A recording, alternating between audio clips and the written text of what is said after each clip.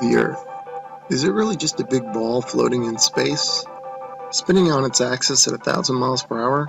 Hurtling around the sun at 67,000 miles per hour? Whizzing through the Milky Way at a milk-curdling speed of over 500,000 miles per hour? And warp driving through the heaven at over 500 million miles per hour? And what about the sun? Is it really 93 million miles away and close to 1 million miles in diameter, with a circumference of nearly 3 million miles? And it's constantly illuminating half of our entire Earth's surface with the rotation of the Earth, creating our 24-hour days, our night and days? Or, shh, the Earth is flat.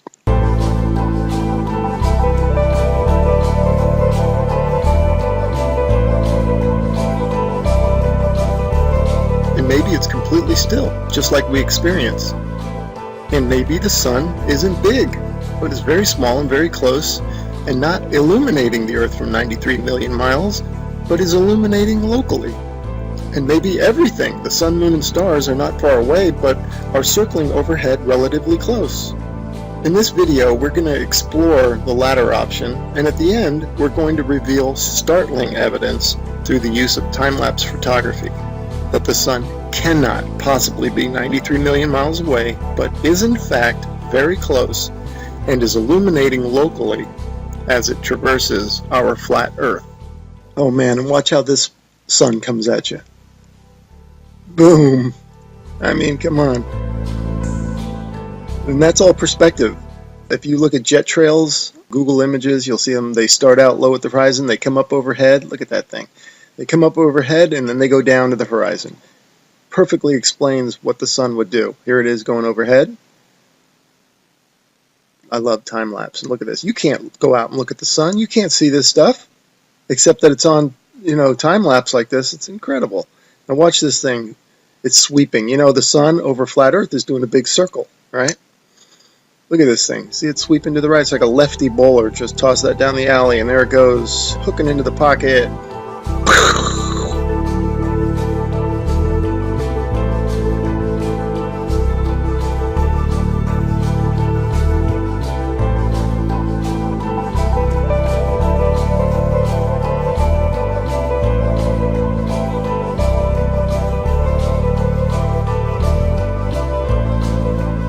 You can see how the clouds angle down to the horizon.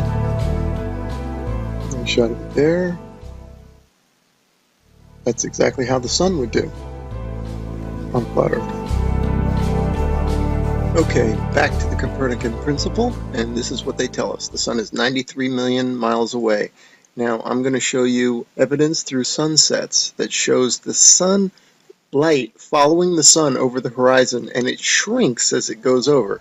Now, there's no way it would do that if the sun is 93 million miles away. Okay, first I'm going to show you some footage from the ISS.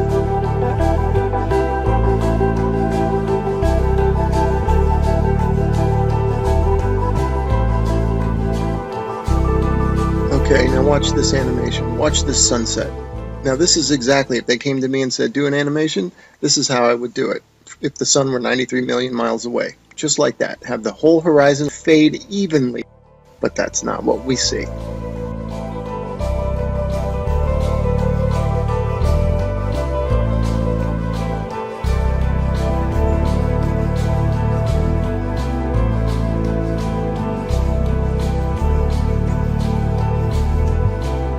Okay, wow, look at that. Look how the light lifts off the ground like a big wedge, or like lifting up a sheet of paper. That's incredible footage. Definitely the light's following the sun, right? Okay, next I'm going to show you how a sun that is circling over the Earth, that creates the horizontal aspect of the sun. If you combine that with perspective, which creates the up and down of the sun, the rising and the setting, you get the 23.5 degree tilt that they talk about. It's nothing but perspective and the circling sun.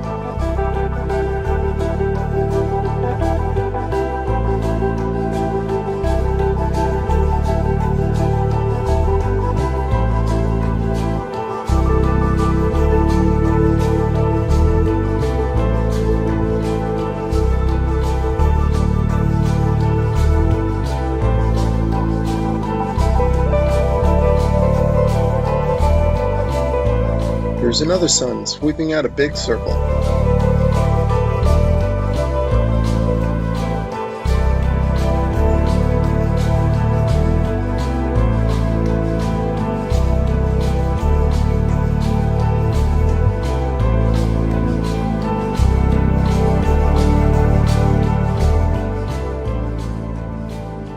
Okay, here's a phenomenon that you might be wondering, how in the heck do you explain this on a flat Earth?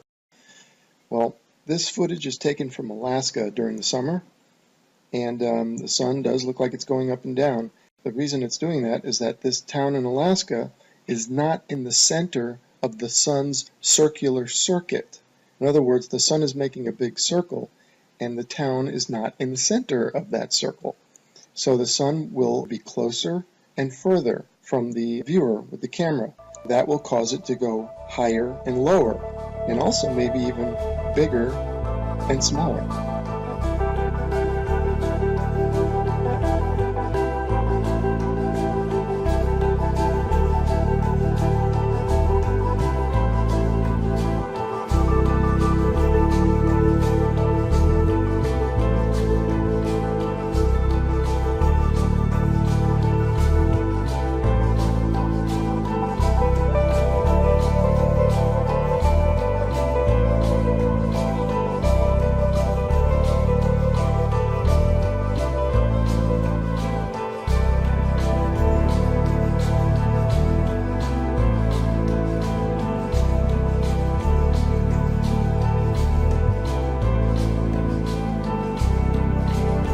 Look at the high altitude airplane. Remember, this is from a high altitude balloon, so that airplane is probably at cruising altitude.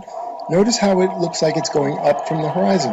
That's exactly how the sun will rise, because that plane is staying parallel to the ground. And now watch, it'll go down to the other horizon. All right, again, perspective, that's how the sun will set. And forget the big ball, that's just due to a GoPro camera. But see how the sun, that's the point of this. And then also, look at the size of the sun, man. Look at that thing. I mean, there's something to it to say that we're higher up our view and the sun looks bigger, and it looks like it's not as high in the sky as it does when we're on the ground. Something to that.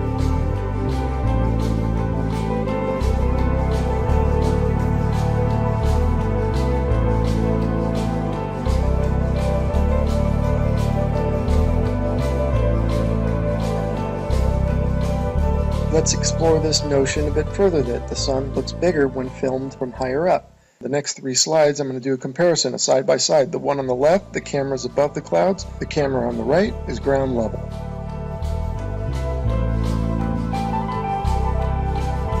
And the point for the side by side comparison from the ground level and the level above the clouds is that above the clouds we're only maybe a mile or so up. And if the sun appears to be closer to the camera, well, that means it's probably much closer, because if the sun were 93 million miles away, a mile closer wouldn't make any difference at all to its visual appearance.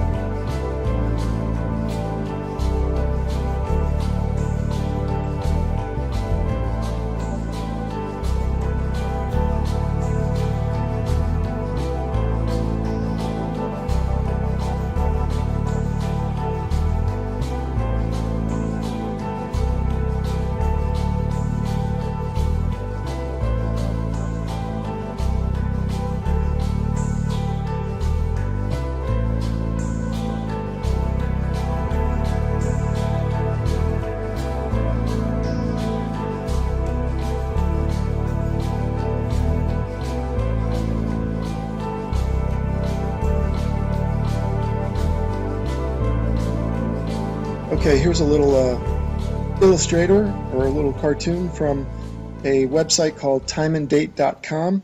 It's really funny that they would have a perfect illustration of a sun rising and setting on a flat earth due to perspective. You'll notice that it rises from below the horizon and sets below the horizon. Now you might be saying, well, how's that possible? I can see now you're saying that it rises and lowers due to perspective, but how does it disappear below the horizon? Well, I got a theory about that. Because of the fact that all parallel lines and planes converge at your eye level horizon, this is according to the perspective, I'm not making this up. If in fact, and they do, they converge at your eye level horizon visually, then it makes sense that after that point they diverge, meaning they then separate, so the sun would continue on a downward track. As you can see from my illustration here, the lines would go to your horizon and then afterwards they would spread out and separate, kind of like a starburst, and the starburst being at your horizon, at your focal point.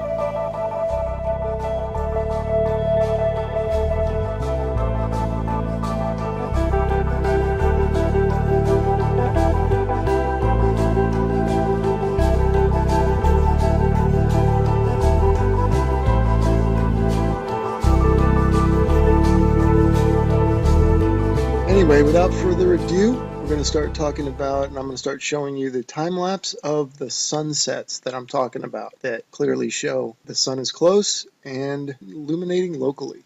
Here we go.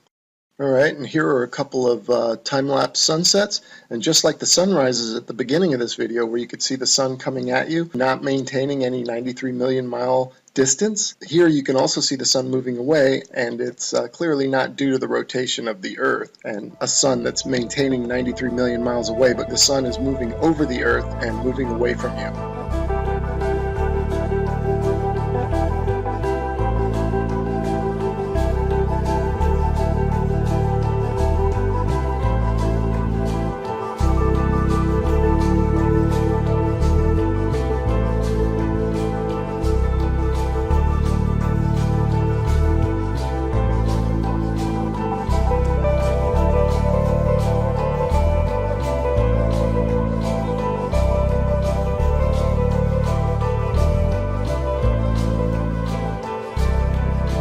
Okay, these next three slides, the sun is almost set already behind the horizon, but watch as the sunlight shrinks and follows the sun. It's definitely a locally illuminating sun, not far away, not very big, and definitely not 93 million miles away.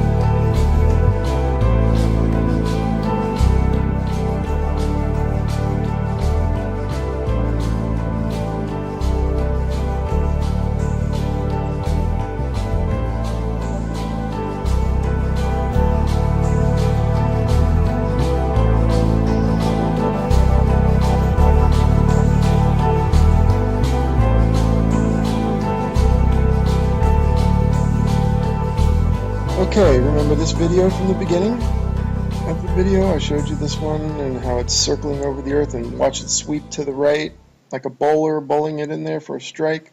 Okay, now I want you to pay attention to the way the light follows the sun. The sunlight's going to shrink, right, as it follows the locally illuminating sun. Watch this. See it shrinking, following the sun? You do not get that if the sun is 93 million miles away. The entire horizon should fade evenly, just like this supposed shot taken from space of the Earth. You can clearly see the way they depict it. They depict the demarcation between day and night, or light and dark, as a long straight line. And you can see the long straight line moving as one solid piece. That means that the sunset should all fade, the entire horizon should fade evenly. But that's not what we observe, as we will see and as we've seen in the footage so far. The sunlight shrinks and follows the sun over the horizon. So these time-lapse sunsets are definitely the nail in the coffin for heliocentrism. But this particular one here, shot from above the clouds from this observatory, is the final nail in the coffin. Look at how the sun just shrinks and the light shrinks to nothing. That cannot happen, as I showed you in the when the sun illuminates the entire Earth, which it does from 93 million miles away. It has to. You don't get this isolated look at the sunlight trailing the sun. That's only possible with a small sun, close, not very high, illuminating locally. I mean, if this isn't proof to you, then you gotta take the blinders off.